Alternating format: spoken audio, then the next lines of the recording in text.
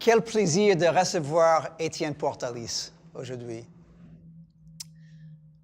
Etienne Portalis is the third generation of the Portalis family with whom I have worked at the Chateau Pradot in Bandol in the lovely little village of Saint-Cyr-sur-Mer, hard on the edges of the Mediterranean Sea. It's a domain that is completely unique, a family that is totally different than any other family I've ever encountered, a family with a history, a rather remarkable history, from the point of view of longevity, but also from the point of view of French history, because your nine generations at Chateau Pradot since 1752 at the Chateau Pradot, and one of your earliest ancestors actually wrote the Napoleonic Code. Yeah, exactly. Right? And in fact, you and your family, your mom and dad, recently auctioned off the original documents of the family in order to preserve them. Yeah, exactly. And the French government actually bought most of those at auction, right? Yeah. Which is to say, the family has an historic role within the concept of France. Sure. Yeah. Sure. And in fact, the history, as I understand it, and you can elaborate a little bit on this, Etienne, at the time of the French Revolution, the family was connected to the royal family. Mm-hmm. And you were forced to sort of change allegiances. Yep. Correct? Exactly. Yeah.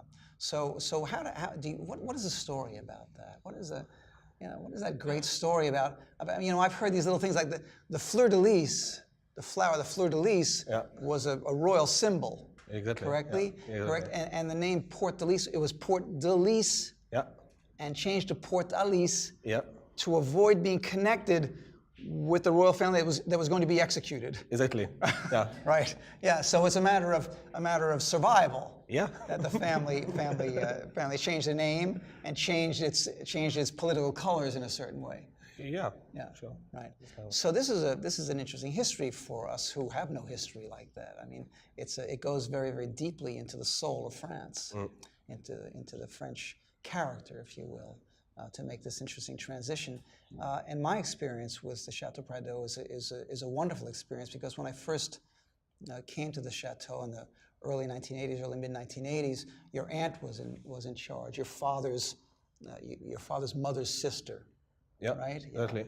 And she was you knew her a little bit, right? Yeah. Not much. You were pretty young at that time. And in the early you were born when? 86. 86. So she had passed away when you were born. No. She was still there. Yeah, she was still there. But certainly when I first came there, you weren't even in existence when I first made my first appearance at the doors of Chateau Pradot. You weren't alive. No. Yeah. That's pretty interesting that we're sitting here as equals now. So when I first showed up, I remember the first day I was there and presented myself as a possible American importer for Chateau Pradot. Your father, Cyril, who was an extraordinary gentleman, walked me upstairs in the house to meet your aunt, who was still in control of the domain. And in front of me, she lectured your father, telling him, certainly sensing that there was somebody there who was going to import the Chateau Pradot wines far away into an important market. And she lectured your dad and telling him, you are forbidden to ever change the traditions of Pradot. Are you as deeply committed as he? Yeah. Yes. It's very important to keep the history of the family in our mind and to follow the tradition and not to adapt, not to change for a customer or other things. And it was the message of my grand aunt. And it's also the message of my father to me, and probably will be the message I will deliver if I have children. Yeah. So let's discuss a little bit this odd, rather unique. It is the old style of making bandol, which is to say you work almost exclusively with Mourvèdre. which is a notoriously difficult grape. A grape. I mean, I think people have the impression that because Bandol is in the southern part of France, that everything is sunny and glorious and the grapes ripen no matter what, which is clearly not the case. No. Because you're harvesting Mourvedre when usually?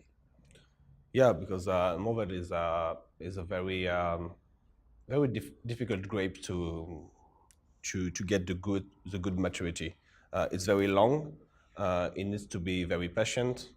It really needs to wait the rain, the most difficult season. Yeah. I mean, you're frequently harvesting in October. Yeah. Right?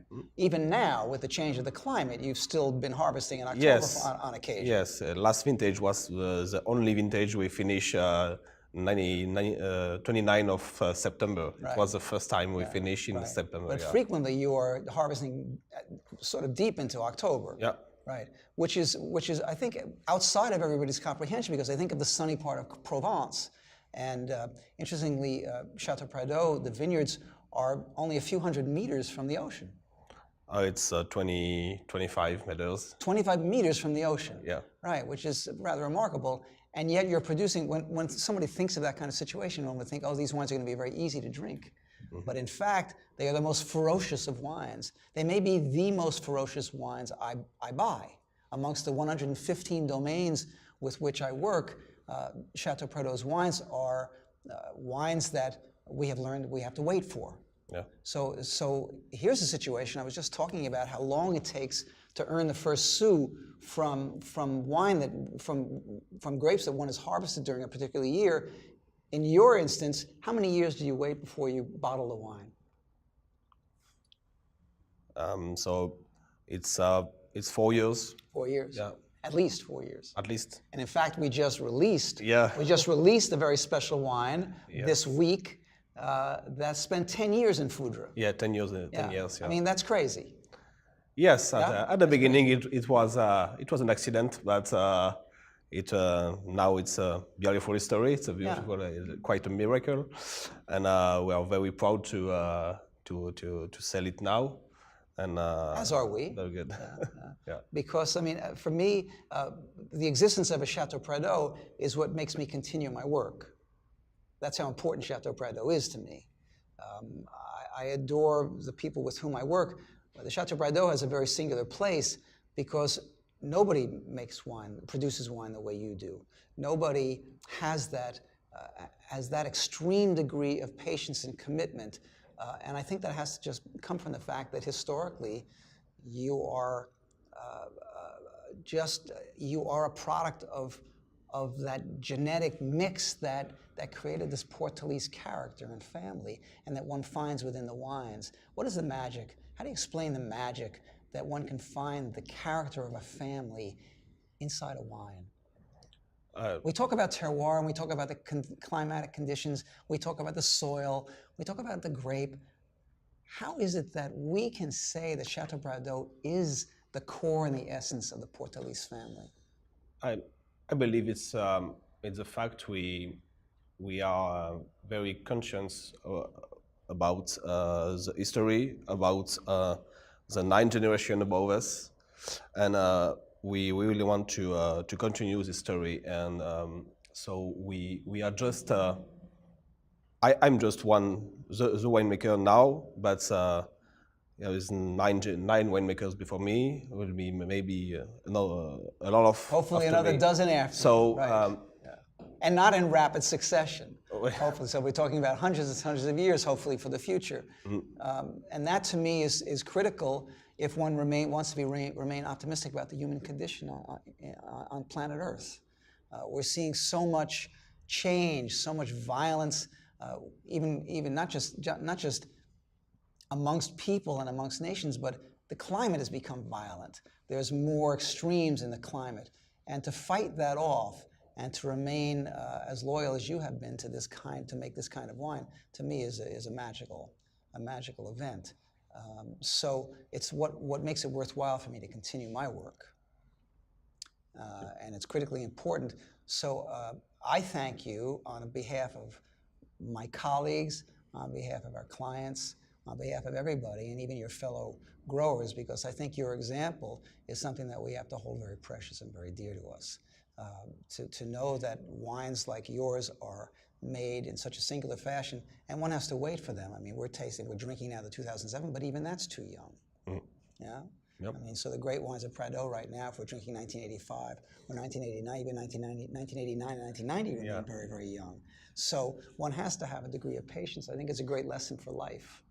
Yes, it's a wine that asks for patience to do, but patience for the clients also, because it's really wines that express very good, at least 15 years old. So yes, it's very, it's a patience wine, really. Yeah. I think, I tell a story about an old private client of mine who was getting on in years, and he had developed a very, very beautiful wine cellar. I mean, in the sense, not beautiful cellar, but he had a wonderful collection of older wine. And at some point in time, he came to me. I think he had turned 80, and he said to me, "Neil, I think I'm going to stop buying wine. I have so much wine in my cellar. I have enough wine for the rest of my life, and I think I'm going to stop buying wine." I said, "The moment you stop buying wine, you have consigned yourself to the end." And I think one has to continue, no matter how old, to think about collecting wine still, because it encourages one to stay young. Yeah. And it means that you're still counting on these wines, being there to enjoy these wines years and years from now. So anyway, thanks. And for me, it's one of the great collaborations of my 40-year career in wine. Thank you. And continue. Thanks. Thank you. Yeah.